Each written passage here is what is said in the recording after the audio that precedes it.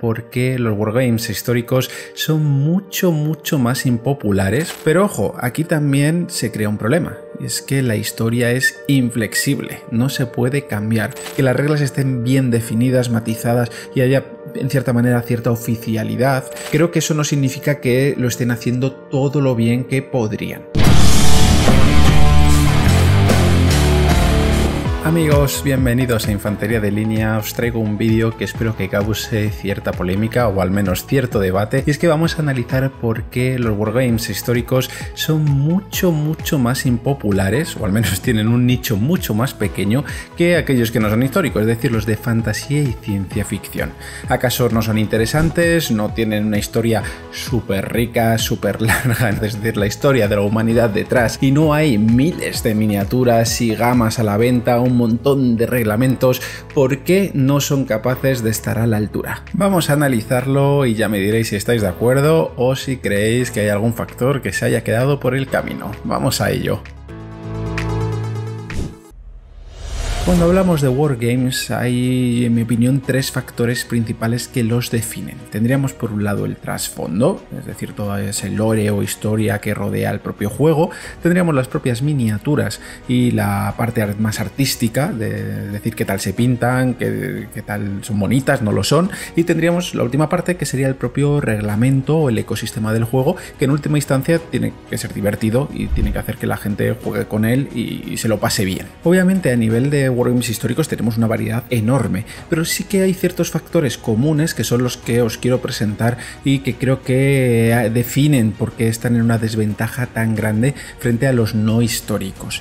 Si hablamos, por ejemplo, del trasfondo, a priori nos vendría a la cabeza pensar que, tenemos un montón de historia, cualquier conflicto que queramos tratar está ampliamente documentado y es súper extenso. Pero ojo, aquí también se crea un problema, y es que la historia es inflexible, no se puede cambiar, y además es, como hemos dicho, extremadamente grande, muchas veces llena de detalles tediosos, aburridos, y por supuesto que no tienen tanta épica como tendría un trasfondo que puedes inventar, que es el que tienen juegos como Warhammer 40.000 o incluso Warhammer Fantasy. En lo que se refiere a la fantasía y la ciencia ficción es mucho más accesible en este aspecto, ya que el trasfondo se crea exclusivamente para el juego y está muy orientado a que el lector de ese trasfondo entienda rápidamente de qué trata y sobre todo esté lleno de épica, de grandes hazañas, de grandes personajes. Al final, como te lo puedes inventar, puedes hacer algo realmente increíble.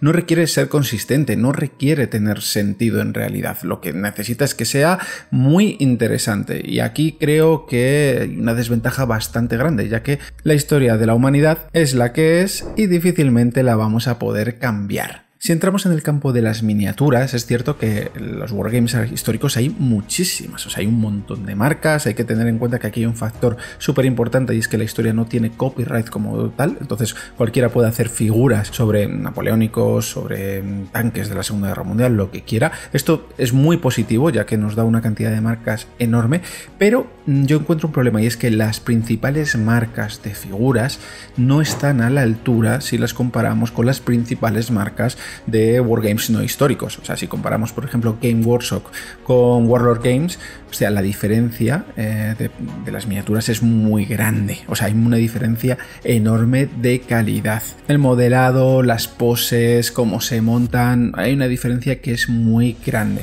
Esto quizás sea ya más un tema a nivel de empresa.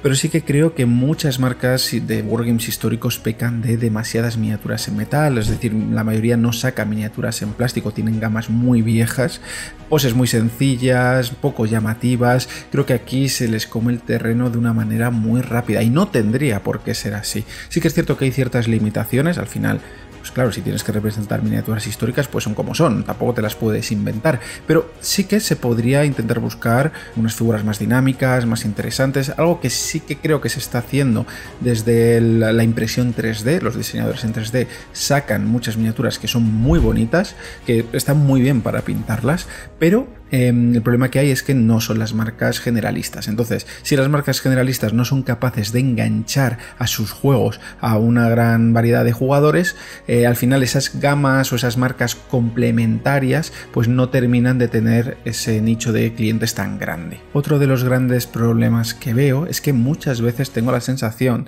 de que ciertas épocas o ciertos periodos históricos están como incompletos. Es decir, han sacado unas pocas miniaturas, pero se ha quedado completamente ahí apartado y no son realmente jugables, no tienes variedad. Entonces, creo que muchas veces se dispersan mucho al sacar las gamas de miniaturas, cuando si focalizasen bien en sacar miniaturas de gran calidad, aunque fueran en periodos más pequeños, en periodos más concretos, tendría seguramente mayor aceptación y mayor valor de ventas. Nos quedaría el punto de los reglamentos, que aquí creo que el histórico tiene muchísima variedad, hay muchísimos reglamentos, porque al final, como decimos, no hay un copyright, puedes hacer un reglamento de lo que quieras, pero mi sensación es que generalmente son superficiales.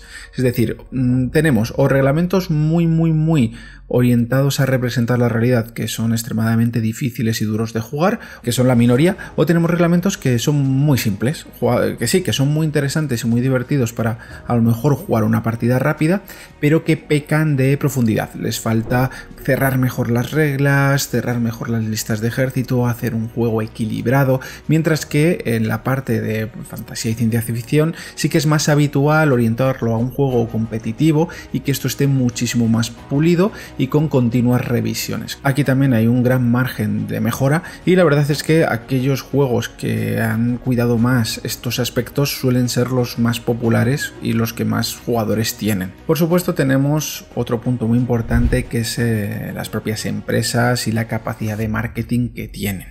Las empresas como Game Workshop son empresas gigantes, empresas que invierten una barbaridad en publicidad, en generar eventos, comunidad. Esto es algo que sí que es cierto que no está al alcance de la mayoría de las compañías pequeñitas de histórico. Quizá la más grande sea Warlord Games, pero obviamente no está al mismo nivel. Aún así, aquí hay un punto que yo creo que es interesante, y es que muchas veces innovar y crear no tiene por qué requerir dinero. Se me ocurre, por ejemplo, el Warhammer Community, que se lanzó como un blog que intentaba unir a la comunidad, ir metiendo novedades, este tipo de cosas que, por ejemplo, Warlord Games sacó después. Yo creo que este tipo de iniciativas, que no requieren una inversión enorme, muchas empresas medianas al menos podrían intentar llevarlas a cabo. También crear eventos, fomentar sus propios juegos, intentar no estirarse demasiado y sacar productos de verdadera calidad y no muchísimos de diferentes ramas, que al final el que mucho abarca poco aprieta. Creo que aquí las empresas de wargames históricos deberían de intentar buscar formas de llegar a su comunidad, de estrechar lazos, de crear eventos dentro de sus posibilidades, jugar con las cartas que ellos poseen. Es ahora mismo quizá la mayor desventaja, pero también hay que tener en cuenta que muchas empresas de ciencia ficción o de fantasía no son Game Workshop, son empresas mucho más pequeñas y han ido buscándose sus nichos y trabajándoselo también.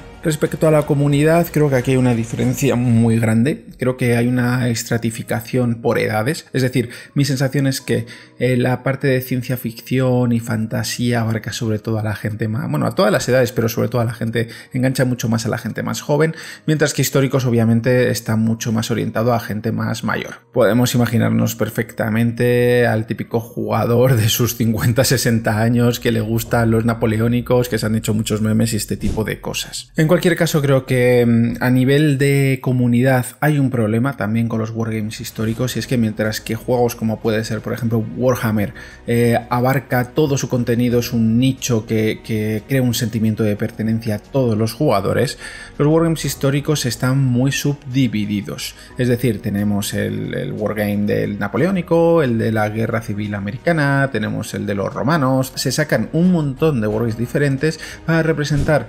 escenarios o episodios históricos muy concretos, y al final cada uno está por su lado. Obviamente es muy difícil abarcar toda la historia en un solo juego, pero sí que creo que hay que intentar hacer un esfuerzo para que no estén tan segmentados. De esta forma es posible crear comunidades un poquito más grandes, y por ejemplo podemos cruzar diferentes periodos históricos, que no sea únicamente una guerra muy particular, pues solamente puedes jugar con los ejércitos de ese periodo concreto. Yo siempre pienso, por ejemplo, en la guerra anglo-zulú, en la que tenemos dos tenemos facciones muy representativas, pero que no tenemos forma muchas veces de cruzarla con otros ejércitos de la época, o al menos los juegos no fomentan eso.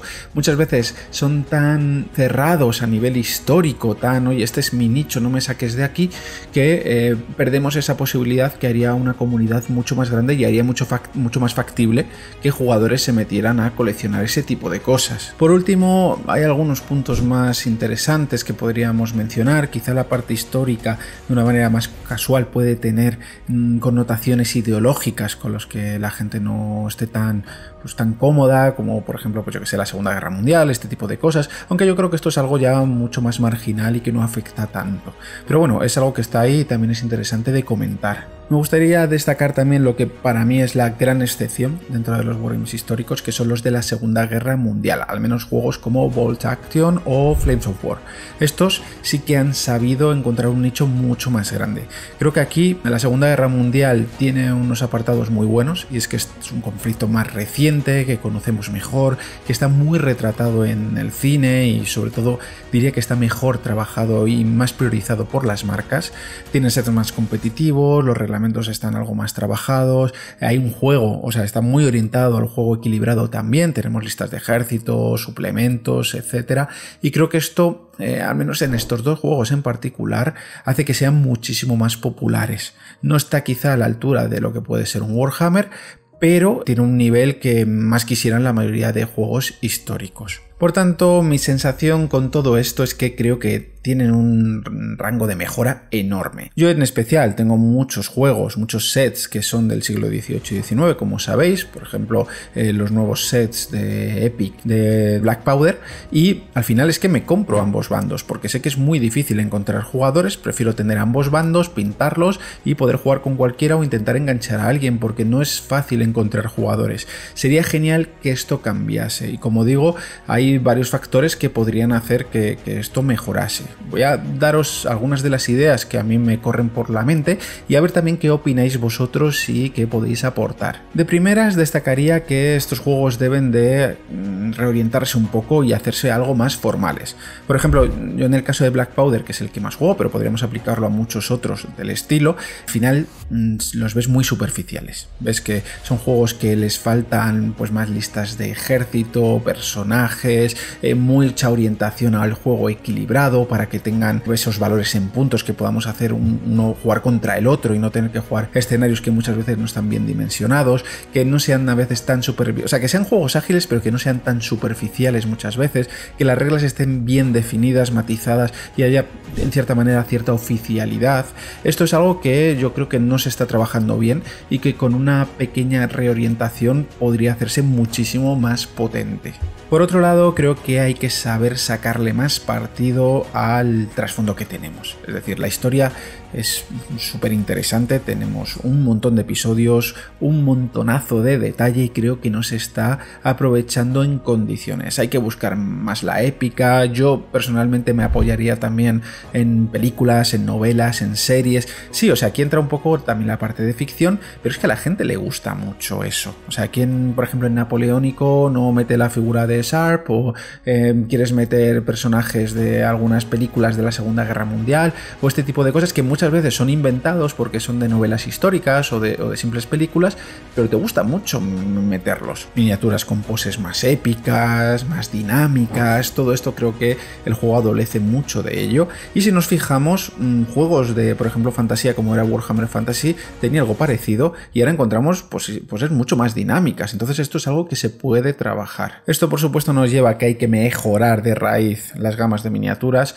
hay que buscar poses más dinámicas, hay que buscar diseñadores que saquen miniaturas realmente buenas, como las que vemos por ejemplo en diseño en 3D, y creo que hay algunos trabajos que se están haciendo bien, como por ejemplo la gama de Epic, que me parece algo muy novedoso, muy interesante, que no se ve tanto en otros wargames y que creo que tiene muchas posibilidades si se fomentase de la manera correcta, pero creo que hay que hacer un trabajo bastante grande aquí, porque la mayoría de marcas tienen miniaturas que se ven muy old school, que no están en la dinámica de las figuras actuales. Hay un punto que a mí me gusta especialmente y es ligar un poco la ficción histórica con los propios juegos, es decir, añadir quizá algunos personajes, algunos regimientos, o sea, lo que sería una novela histórica, trasladarla al trasfondo del juego de manera de que tengas personajes que, aunque no hayan existido, los puedas meter ahí en el wargame, sean carismáticos, puedas meter ese aura de epicidad que a veces le puede faltar a estos juegos,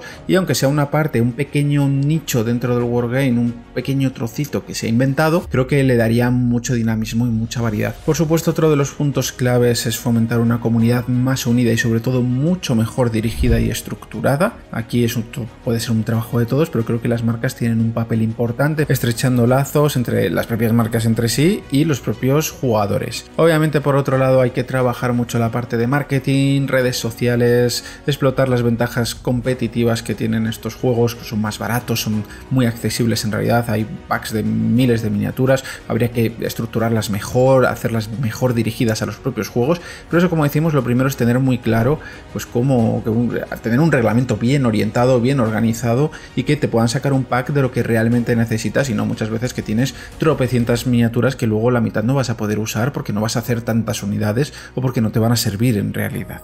Entonces, creo que aquí las marcas tienen que creérselo, tienen que dejar de sacar productos a medias y tratar de hacer algo de calidad que vaya a comerse el mercado. Creo que aquí tienen también mucho que aprender de marcas grandes como puede ser Game Workshop.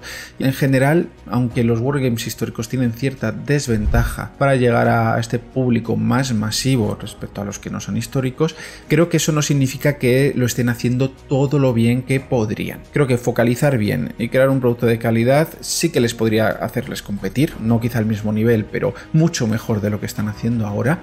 Y es que esto lo vemos en juegos, como hemos dicho, como Ball Action, que las comunidades son grandes, hay muchísimos jugadores, organizan grandes torneos, eventos, la comunidad está muy unida, y esto es lo que se debería de hacer en todos los juegos de esta línea. Por tanto, aquí hemos tratado un montón de puntos, os he dejado un montón de mis pensamientos, de las cosas que me vienen a la cabeza, de cómo creo que se podría mejorar todo esto, pero ahora os dejo algunas preguntas para vosotros a ver qué opináis. ¿Estáis de acuerdo con todo lo que os he ido contando, con todos estos puntos? ¿Creéis que tienen alguna posibilidad de llegar a competir en realidad o es algo que es imposible que ocurra? ¿Y cuál creéis que sería la mejor forma de llegar a hacerse un hueco en este mercado? Espero que os haya gustado el vídeo, recordad dar un like, suscribiros si os gusta este contenido y bueno, veamos a ver qué opina la comunidad. Un abrazo a todos.